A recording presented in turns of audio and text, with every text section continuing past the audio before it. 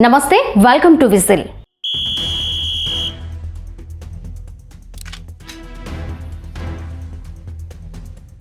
కలత పెట్టే పరిస్థితుల నుంచి బయటపడడానికి వెంటనే పనికొచ్చే ఒక అమోఘ మంత్రం కావాలనుకుంటున్నారా? నేను విఫలుడనవడంతో దిగ్భ్రాంతి చెందాను. ఎవరో నా తల మీద బలంగా కొట్టినట్లు, నా తల దిమ్మ తిరిగిపోయినట్లు అయింది.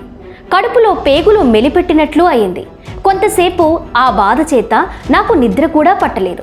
అయితే మొదటి మెట్టు, నేను భయపడకుండా నిజాయితీగా పరిస్థితిని విశ్లేషించి ఈ నా వైఫల్యం కారణంగా జరగబోయే అతి ఘోరమైన నష్టం ఏంటని ఆలోచించండి.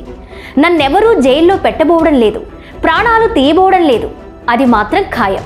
బహుశా నా ఉద్యోగం ఊడే ప్రమాదం ఉండొచ్చు, అంతేగా అనుకోండి. రెండో మెట్టు, చేసిన తప్పుకి రాబోయే పరిణామం ఏంటో అర్థం చేసుకున్న తర్వాత అవసరమైతే దాన్ని స్వీకరించడానికి సిద్ధపడండి. అలా జరగబోయే అతిపెద్ద నష్టాన్ని గురించి అంచనా వేసి దాన్ని స్వీకరించడానికి సిద్ధపడ్డాక ఒక ముఖ్యమైన మార్పు వస్తుంది. వెంటనే మీ మీదున్న ఒత్తిడి మటుమాయమై ప్రశాంతతని పొందుతారు. ఇక మూడవ మెట్టు, అప్పటి నుంచి ఆ వెనువెంటనే జరుగుతుందని భావించిన నష్టాన్ని పూడ్చే ప్రయత్నంలో పడతారు. ఆందోళన వల్ల కలిగే అతిపెద్ద హాని ఏంటంటే మన మనసుల్ని దేని మీద లగ్నం చెయ్యం. మనం కలత చెందినప్పుడు మనసు ఒకచోట నిలవనివ్వదు, ఆలోచన తిన్నగా సాగదు, నిర్ణయం తీసుకునే శక్తి నశిస్తుంది. కానీ మన మనసుని బలవంతంగా నష్టాన్ని స్వీకరించుకునే వైపు మళ్లిస్తే అప్పుడు ఈ అస్పష్టమైన భయాలని వదిలించుకుని మన సమస్య మీద మనసుని కేంద్రీకరించే స్థితికి చేరుకోగలుగుతాం. ఎందుకంటే మనం ఆందోళన అనే అంధకారంలో, కారు మబ్బులు కమ్ముకున్న చీకటిలో దారి తెన్నో తెలియక కొట్టుమిట్టాడుతున్నప్పుడు ఈ సూత్రం మనని ఆ అంధకారంలో నుంచి బయటకు లాక్కొస్తుంది. అది మన కాళ్ళని చక్కగా ఈ భూమి మీద దృఢంగా నిలబెడుతుంది. మనం ఎక్కడున్నామో మనకి తెలుస్తుంది. మన కాళ్ళ కింద నేల లేకపోతే మనం ఏ విషయం గురించైనా సరిగ్గా ఎలా ఆలోచించగలుగుతాం? మీరే చెప్పండి. అనువర్తిత మనస్తత్వ శాస్త్రం బోధించడాన్ని ప్రారంభించిన ప్రొఫెసర్ విలియం జేమ్స్ 1910లోనే చనిపోయాడు.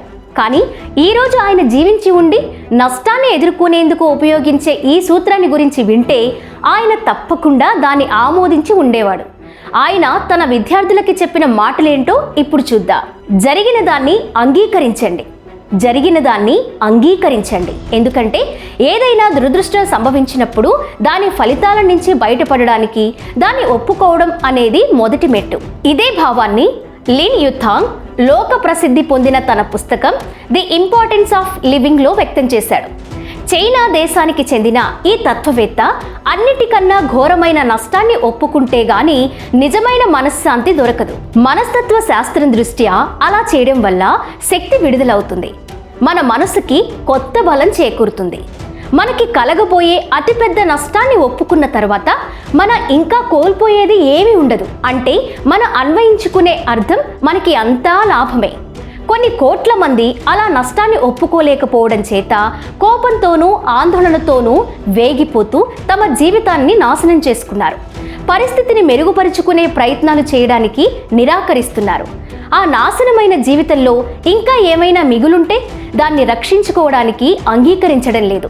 వాళ్ళ అదృష్టాన్ని మళ్ళీ నిర్మించుకోవడానికి బదులు తమ చేదు అనుభవాలతో హోరాహోరీ పోటీలోకి దిగి ఖిన్నులై ఎప్పుడూ విచారంలో మునిగిపోయి బతుకుతూ అసహాయతకు లోనవుతున్నారు. పిచ్చి భయాల గురించి ఆందోళన పడడం మానేయండి. దానికి మంచి నిబంధన ఏంటంటే, మీకు ఆందోళన చెందడం అనే సమస్య ఉన్నట్లయితే అన్నిటికన్నా ఘోరమైన నష్టం ఏం జరుగుతుంది అని మిమ్మల్ని మీరు ప్రశ్నించుకోండి. తప్పనిసరైతే ఆ నష్టాన్ని అంగీకరించండి.